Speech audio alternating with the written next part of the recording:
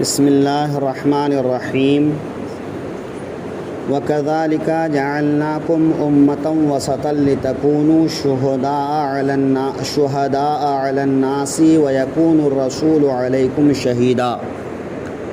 اور بات یوں ہی ہے کہ ہم نے تمہیں کیا سب امتوں میں افضل کہ تم لوگوں پر گواہ ہو، اور یہ رسول تمہارے نگہبان و گواہ ہیں۔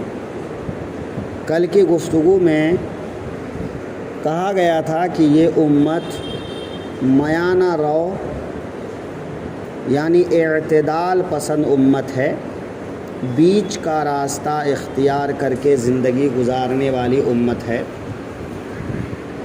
اگرچہ ہم میں بہت ساری برائیاں آئی ہیں، ہم دین سے دور ہوئے ہیں اور اپنے خواہشات میں پڑھ کر اپنے اپنے حساب سے زندگی گزار رہے ہیں، لیکن اگر فطری طور پر دیکھا جائے اور تعلیمات پر غور کیا جائے کہ آقائے دو عالم صلی اللہ علیہ وسلم کی جو تعلیمات ہیں وہ یہی ہیں کہ ان کے ماننے والے بیچ کا راستہ اختیار کر کے اپنی زندگی بسر کریں، نہ کسی چیز کو اس کے مرتبے سے ہٹائیں، نہ کسی چیز کو اس کے مرتبے سے بڑھائیں، اور نہ کسی چیز کو ان کے مرتبے سے گھٹائیں۔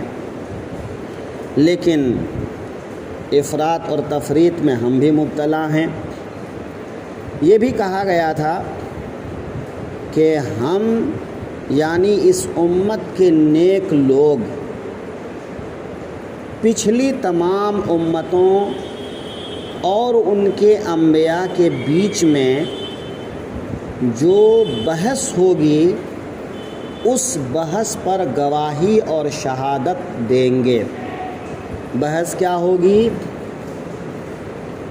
پہلے دیکھ لیتے ہیں کہ اس پر محشی نے کیا حاشیہ چڑھایا ہے۔ تو دنیا و آخرت میں مسئلہ دنیا میں تو یہ کہ مسلمان کی شہادت مومن کافر سب کے حق میں شرعاً معتبر ہے، اور کافر کی شہادت مسلمان پر معتبر نہیں۔ یعنی جہاں کوئی بات گواہی سے ثابت ہو، اس بات میں اگر کوئی کافر گواہی دے تو اس کی گواہی معتبر نہیں۔ شرعی معاملات میں رہی دنیا کی باتیں، دنیا کی کورٹ کچہریاں، تو ان کی بات الگ ہے، وہ اس گنتی میں آتے بھی نہیں اور اس کا کوئی اس سے تعلق ہی نہیں۔ دین کے معاملات میں مثال کے طور پر نکاح، جب دو مسلمان کے بیچ میں نکاح ہو تو ان دونوں کے لیے گواہ بھی مسلمان ہونا ضروری ہے۔ اگر گواہ مسلمان نہیں تو نکاح منعقد نہیں ہوگا۔ وَلَن يَجْعَلَ اللَّهُ لِلْكَافِرِينَ عَلَى الْمُؤْمِنِينَ سَبِيلًا، اللہ نے کافروں کے لیے ہرگز مومنوں پر کوئی راہ نہیں رکھا ہے۔ تو کافر کسی نکاح میں گواہ بنیں تو وہ گواہ نہیں بن سکتے ہیں، وہ نکاح منعقد ہی نہیں ہوگا۔ آج ایک بڑا مسئلہ ہے کہ بہت سی شادی بیاہ میں دونوں طرف کے لوگ ہوتے ہیں۔ اب جو ہے حالات ایسے ہو چکے ہیں کہ لڑکا لڑکی بسا اوقات ایک سنی ایک دیوبندی، ایک وہابی ایک سنی، ایک اہل حدیث ایک سنی، تو ایسے معاملات میں تو چلیے کہ کم از کم جو ہے جو نکاح پڑھانے والے حضرات ہیں وہ احتیاط کرتے ہیں کہ سنی علماء تو نہیں پڑھاتے ہیں، اور کبھی دونوں سنی بھی ہیں تو آج دیکھ رہے ہیں آپ کہ ایک بھائی سنی ہے، دوسرا دیوبندی، دوسرا اہل حدیث۔ رشتہ داروں میں ایسا ہے، اور نکاح کے وقت میں کہہ دیتے ہیں بھائی یہ ہماری طرف سے گواہ ہیں۔ اب وہاں نکاح کا اسٹیج ہے، جنگ کا میدان تو بنا نہیں سکتے۔ ایسے وقت میں سنی علماء کو بھی نکاح پڑھانا پڑتا ہے، حالانکہ ان میں گواہ ایک یا دونوں جو ہے دیوبندی ہوتے ہیں یا اہل حدیث ہوتے ہیں یا کوئی بھی ہوتے ہیں۔ ایسے نکاح کا کیا حکم ہے؟ ایسے نکاح کا حکم یہ ہے کہ یہ نکاح اگر عام لوگوں کے بیچ میں ہے اور دو گواہ کے علاوہ دو مسلمان نے لڑکا لڑکی دونوں کا ایجاب اور قبول سن لیا، بھلے رجسٹر میں اس کا نام نہیں لکھا گیا، رجسٹر میں نام کسی اور کا ہے، تو اس مجلس میں جتنے لوگ ہوتے ہیں وہ سب کے سب گواہ ہوتے ہیں۔ تو اگر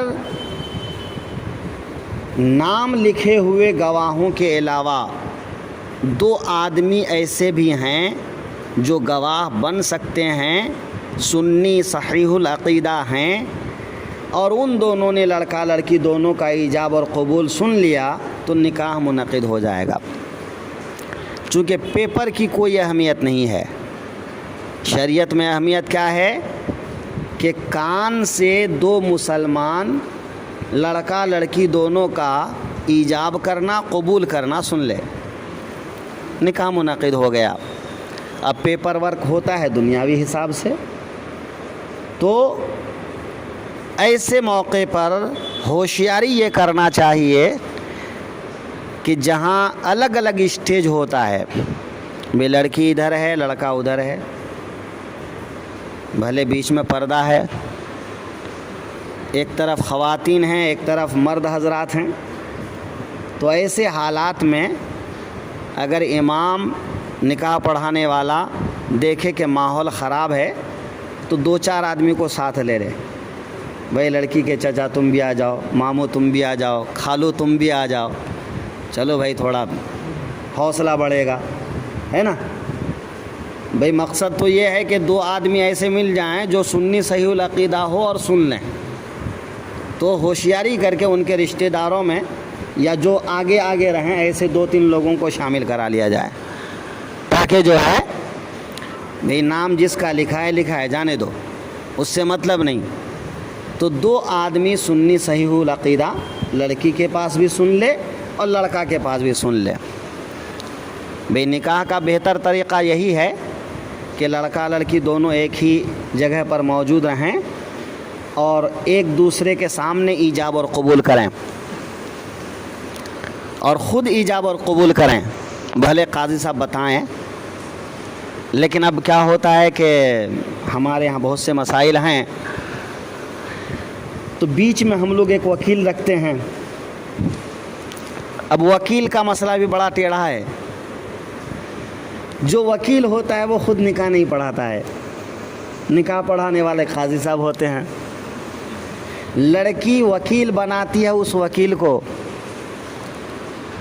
اور نکاح پڑھاتے ہیں قاضی صاحب، جبکہ وکیل کو پھر وکیل بنانے کی اجازت نہیں ہے۔ وکیل ایک بار وکیل بن سکتا ہے، وکیل نہیں بنا سکتا۔ تو ایسے جتنے بھی نکاح ہوتے ہیں وہ سب نکاح فضولی ہوتے ہیں۔ نکاح ہو جانے کے بعد مہر کی ادائیگی سے پہلے یا دونوں میاں بیوی قریب ہونے سے پہلے اگر ان میں سے کوئی ایک بھی اس نکاح کو توڑنا چاہے تو توڑ سکتے ہیں، کوئی بھی انکار کرنا چاہے تو انکار کر سکتے ہیں، چونکہ یہ دونوں جب تک رضامند نہیں ہوں گے تب تک یہ نکاح موقوف رہے گا، اور جب وہ رضامند ہو جائیں گے، ایک بار رضامند ہو گئے نکاح منعقد ہو گیا، اب بعد میں جتنے جھگڑے کریں، بعد کے جھگڑوں سے مطلب نہیں۔ یا مہر کی رقم اسی مجلس میں دے دیا، لڑکی نے قبول کر لیا، بات ختم۔ یا لڑکا کی طرف سے کوئی تحفہ دے دیا، وہ لڑکی نے قبول کر لیا، نکاح منعقد ہو گیا۔ اب یہ سب مسائل کتنے قاضی لوگوں کو معلوم ہے، کتنے امام لوگوں کو معلوم ہے؟ بڑا آسان سمجھتے ہیں لوگ، چلو بھائی کسی کو بھی پکڑ لو، ارے حضرت آپ ہی ہمارا نکاح پڑھاؤ گے، آپ ہمارے بچوں کو ٹیوشن پڑھائے تھے نا، اس لیے آپ ہی پڑھاؤ گے۔ آپ ہمارے گھر میں فاتحہ دینے آتے ہیں نا، تو آپ ہی پڑھائیں گے۔ پڑھوا لو بھائی۔ بیچارے قاضی صاحب کو یہی نہیں معلوم ہے کہ ایجاب و قبول کے لیے دونوں لفظ کیا ہونے چاہیے، ماضی کے ہونے چاہیے، مضارع کے ہونے چاہیے، امر کے ہونے چاہیے، یا کیا ہونے چاہیے۔ نکاح پڑھاتا ہوں، پڑھاؤں گا، پڑھا دیا، فرق نہیں ہے۔ تو یہ الفاظ کی ادائیگی میں بھی بڑا فرق ہوتا ہے۔ قاضی نے کیا کہا، لڑکی نے کیا کہا، لڑکا نے کیا کہا، سننے والے نے کیا سنا۔ کبھی کبھی جو ہے ایک گواہ فون پہ بتیاتے رہتے ہیں، ادھر قاضی صاحب نے ایجاب و قبول کرا دیا، اور وہ بتیا ہی رہے ہیں ابھی، نہ لڑکی کا سنا نہ لڑکا کا سنا، جبکہ دونوں گواہ کا ایک ساتھ دونوں کی آواز، یعنی لڑکی کی آواز بھی دونوں سنیں اور لڑکا کی آواز بھی دونوں سنیں۔ اگر ان میں سے ایک سنا دوسرے نے نہیں سنا، نکاح منعقد نہیں ہوگا۔ اب یہ سب دھیان کون رکھے گا؟ نہ لڑکی والے کو فرصت، نہ لڑکے والے کو فرصت، نہ اسٹیج والے کو فرصت۔ بیچارے قاضی صاحب ہی ہیں، اور قاضی صاحب کو تو نام ہی لکھنا نہیں آتا ہے۔ اتنے مولانا لوگ آج چندہ کرتے پھر رہے ہیں، نکاح پڑھا کے پھر رہے ہیں، ان کو چندہ دینے والوں کا نام تک لکھنا نہیں آتا ہے۔ بس ٹوپی سجا لیا مولانا بن گئے، لمبا کرتا پہن لیا مولانا بن گئے۔ میں کسی کی برائی نہیں کر رہا ہوں، جو حقیقت ہے۔ اب ایسے ہی لوگوں کو لوگ قاضی بنا کے لے کے چلے جاتے ہیں نکاح پڑھوانے۔ رجسٹر تو مل ہی جاتا ہے نا، اور نہیں ملتا ہے تو امام صاحب کے پاس پہنچ جاتے ہیں، حضرت صاحب کے پاس پہنچ، حضرت آج ایک نکاح ہے، 500 آپ کو دیں گے، رجسٹر تو دیجیے نا۔ ایک نکاح پڑھا کے آئے، 3000 لیا، 500 امام صاحب کو دیا، 2500 اپنی جیب میں۔ اب امام صاحب کو بیٹھے بٹھائے 500 مل گیا، کہا کو چھوڑیں بھائی، ایک پیپر کا 500 مل گیا، 500 مل گیا، کہا کو چھوڑیں، جاؤ بھائی پڑھا کے آؤ۔ وہ کدھر کیا پڑھا کے آیا وہ جانے، سب بڑے مسائل ہیں۔ ان باریکیوں پر دھیان دینے والا کوئی نہیں ہے، اور بتانے والا بھی کوئی نہیں ہے، کیونکہ بتا دے تو اپنا پیٹ کٹے۔ دین برباد ہو رہا ہے، اس کی فکر کم ہے لوگوں کو، مسائل کی فکر لوگوں کو نہیں ہے، صحیح غلط کی فکر لوگوں کو نہیں ہے، حلال حرام کی فکر لوگوں کو نہیں ہے، اور آج کوئی قبول کرنے کو بھی تیار نہیں ہے۔ زیادہ یہ سب مسئلے کو بیان کریں گے، یہ مولانا بہت مسئلے بیان کرتے ہیں، یہ مولانا بہت ہر کام میں روک ٹوک کرتے ہیں۔ ایک میرا روڈ بھائندر میں ایک جگہ تقریر کرنے گیا، تقریر میں بول دیا بھائی امام ایسے آدمی کو رکھو کہ جو باضابطہ عالم ہو، مسائل کو سمجھے، چونکہ اس کو چند سیکنڈ میں فیصلہ لینا ہوتا ہے کہ اگر مجھ سے کہیں غلطی ہو گئی تو سجدہ سہو واجب ہے یا نہیں ہے، اگر سجدہ سہو کروں گا تو نماز کا کیا حکم ہوگا، نہیں کروں گا تو نماز کا کیا حکم ہوگا۔ 2-1 سیکنڈ میں فیصلہ لینا ہوتا ہے، اتنی جلدی فیصلہ کون لے گا، کون لے گا؟ میں نے یہ تقریر کر دیا کہ بھائی ایک ایسے عالم کو جو مسائل کو سمجھا سکیں، ان کو آپ امام رکھو، اور امام کے علاوہ مسجد میں 4-5-6 آدمی اور بھی رکھو۔ آپ ایک امام کو لاد دیتے ہو، امام صاحب نماز بھی پڑھائیں، امام صاحب تقریر بھی کریں، امام صاحب بچے بھی پڑھائیں، امام صاحب ہوئے تو اذان بھی دے دیں، امام صاحب چندہ بھی کر لیں۔ اس لیے ایسے امام آپ لوگوں کو مل بھی جاتے ہیں سستے میں، نہیں ہونا چاہیے۔ دین کے معاملات میں بڑی باریکی ہے، یہ بچے پڑھانے کے لیے الگ رکھو، اور کاموں کے لیے الگ رکھو۔ تو مسجد کا امام صرف 2 رکعت نماز کا ذمہ دار نہیں ہوتا، وہ پورے محلے کے دین اور ایمان کا محافظ ہوتا ہے۔ وہ جمعہ میں بیان کرتے ہیں، تقریریں تو بہت کرتے ہیں لوگ، لیکن لفظ پہ غور کرنا کہ یہ لفظ بول رہا ہوں، اس لفظ کا پبلک پہ اثر کیا ہوگا، اور بول رہا ہوں بھی تو صحیح بول رہا ہوں کہ غلط بول رہا ہوں، دھواں دھار تو بہت ہوتی ہے، یہ سب چیزیں بہت باریکی ہیں۔ تو خیر بھائندر میں ایسی تقریر کر کے چلا آیا، اور اس کے بعد سے جو امام صاحب تھے بولے یہ حضرت کو دوبارہ کبھی نہیں بلانا، اور بولا کیوں بھائی تو حافظ لوگوں کی امامت چھوڑا دیں گے، قاری لوگوں کی امامت چھوڑا دیں گے۔ اب کیا بولنے لگے کہ ان کو بلاؤ گے تو حافظ لوگوں کی امامت چھوڑا دیں گے، یعنی یہ تو کہتے ہیں کہ عالم لوگوں کو امام رکھو، جو پڑھا لکھا آدمی ہو اس کو امام رکھو، تو بے پڑھے لکھے لوگوں کی تو امام جائے گی۔ میں بولا ہاں جائے گی بھئی، آپ امام کے علاوہ مؤذن بھی تو بن سکتے ہو، مدرس بھی تو بن سکتے ہو بھئی۔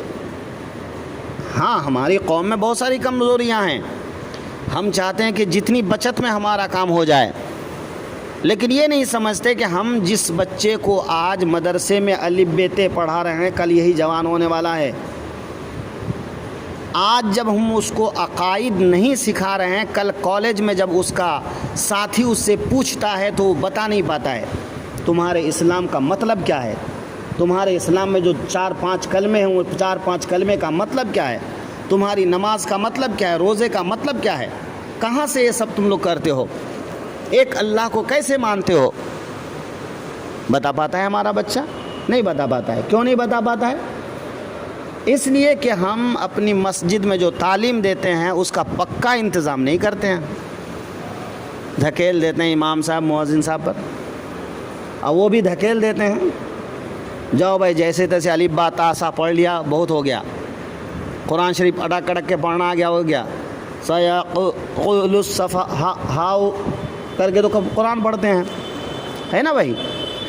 یہ سب چیزیں بہت سمجھنے کی ضرورت ہے، لیکن ہم لوگ نہیں سمجھتے ہیں۔ دیکھیے بات کہاں سے کہاں نکل گئی، بولیں گے دیکھو یہ امام صاحب جو ہے برائی کرتے ہیں، ہم برائی کسی کی نہیں کر رہے ہیں، یہ برائی والی بات نہیں ہے، سمجھنے والی بات ہے، یہ سمجھنے والی بات ہے کہ بھائی کسی جگہ بھی جاؤ، آج پورے دیش کے اندر یہی حال ہے، ہمارے دیش میں ایسے ہی چل رہا ہے، چھوٹے بڑے امیر غریب سب کا یہی حال ہے۔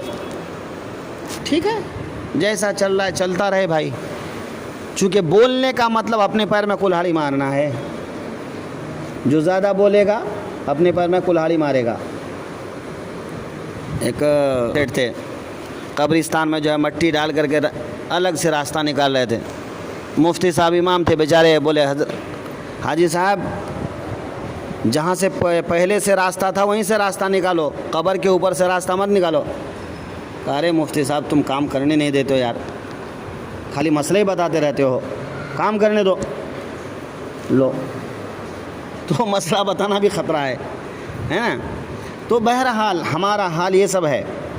بات چلی تھی کہ اللہ کافروں کو مسلمانوں پر راہ نہیں دیتا ہے، یعنی کافر اگر گواہ بننا چاہے تو گواہ نہیں بن سکتا ہے۔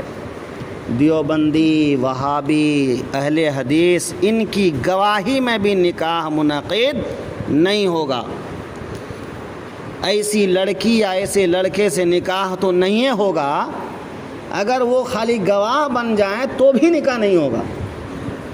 ہاں اگر اس مجلس میں لڑکا لڑکی دونوں ہے اور اتنی آواز سے لڑکا لڑکی نے ایجاب کیا کہ ان دونوں نام لکھے ہوئے گواہ کے علاوہ اور 2 مسلمان سنی صحیح العقیدہ نے سن لیا تو نکاح منعقد ہو جائے گا۔ ان باریکیوں کو دھیان رکھنا بہت ضروری ہے۔ تو اللہ تعالیٰ نے کیا فرمایا کہ اس امت کے صالحین نیک لوگ یہ گواہ بنیں گے دوسری امتوں پر، مسلمانوں پر، کافروں پر، سب پر۔ تو ان کی گواہی دنیا میں سب کے لیے ہے، اور آخرت میں کہ اس سے یہ بھی معلوم ہوا کہ اس امت کا اجماع حجت لازم القبول ہے، یعنی اگر یہ امت کسی بات پر متفق ہو جائے تو اس بات پر عمل کرنا مسلمانوں پر واجب ہے۔ لیکن یہاں امت سے مراد امت کے علماء کہ جو بہترین باعمل باصلاحیت علماء ہیں، ایسے لوگ اگر کسی بات پر اتفاق کر لیں اور وہ بات قرآن و حدیث میں صاف صاف موجود نہ ہو تو ایسی بات پر عمل کرنا مسلمانوں پر لازم ہے۔ جیسا کہ دادی وراثت پائے گی، وراثت میں حصہ پائے گی کہ نہیں، یہ نہ قرآن میں ہے نہ حدیث میں ہے۔ اس پر اجماع امت ہے کہ دادی حقدار ہے، کہ اگر پوتا دادی کی حیات میں مر جاتا ہے اور پوتا جائیداد چھوڑتا ہے، کوئی دوسرے وارث، وہ ایک الگ طویل بحث ہے کہ کس صورت میں پائے گی نہیں پائے گی، لیکن دادی حصے دار ہے، اس پر امت کا اجماع ہے۔ یہ ایک اجماعی مسئلہ ہے، قرآن و حدیث میں یہ مسئلہ نہیں ہے۔ تو اگر امت کے علماء کسی بات پر اجماع کر لیں تو اس بات پر لوگوں کو عمل کرنا واجب ہوتا ہے۔ اس امت کی یہ فضیلت ہے، اس امت کی یہ فضیلت ہے۔ تو یہ مقام جو اللہ نے دیا ہے بہت بڑا مقام ہے کہ تم لوگ دوسروں کے معاملات میں گواہ بن سکتے ہو۔ ہاں، گواہ بننے میں ایمانداری لازم ہے، جھوٹی گواہی مت دینا کبھی، ایمانداری لازم ہے، جھوٹی گواہی مت دینا۔ تو گواہ بن جانا یہ بہت بڑی بات ہے، اور یہی نہیں، آخرت میں قیامت کے دن بھی گواہ بنیں گے، اسی کا تذکرہ اس آیت میں ہو رہا ہے۔